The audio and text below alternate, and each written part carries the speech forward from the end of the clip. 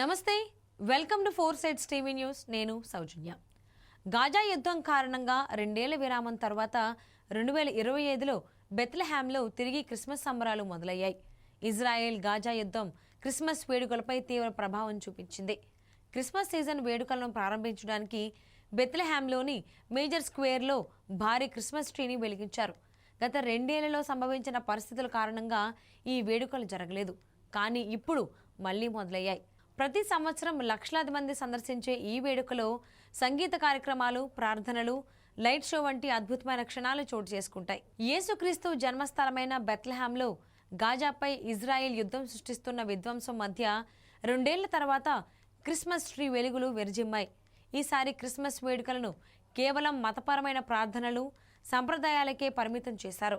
ఈ సంబరాలు పాలస్తీనియన్లలో ఓ వైపు ఆశను చేస్తే మరోవైపు ఆవేదనను నింపుతున్నాయి. మ్యాంగర్ స్క్వేర్లో స్థానిక అధికారులు చర్చి పెద్దల సమక్షంలో నిరాడంబరంగా క్రిస్మస్ ట్రీని వెలిగించారు. ఈ కార్యక్రమానికి వేలాదిగా తరలివచ్చిన ప్రజలు ప్రార్థనా గీతాలు ఆలపించారు. ఈ సందర్భంగా evangelical Lutheran church father Munther Isaac మాట్లాడుతూ, ఈ వేడుకలు మునుపట్లా లేవు.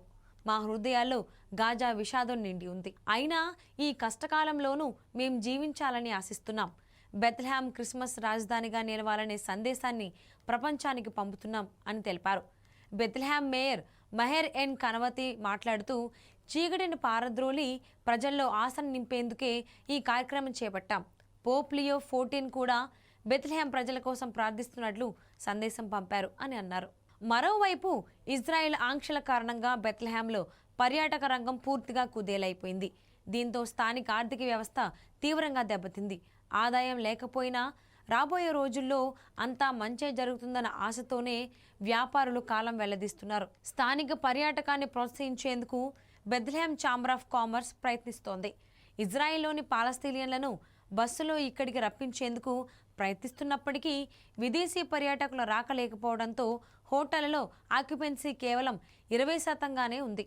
గాజా యుద్ధం కారణంగా భద్రతా పరిస్థితులపై ఆందోళనలు ఉన్నప్పటికీ పర్యాటక రంగాన్ని పునరుద్ధరించాలని స్థానికులు కోరుతున్నారు.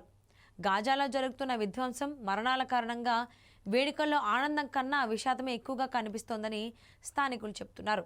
ఇది పర్యాటక నగరం, టూరిజం లేకుండా జీవితం లేదు అని స్థానిక గైడ్ ఒకరు పేర్కొన్నారు. పర్యాటకులు తిరిగి రావాలని కోరుకుంటున్నారు.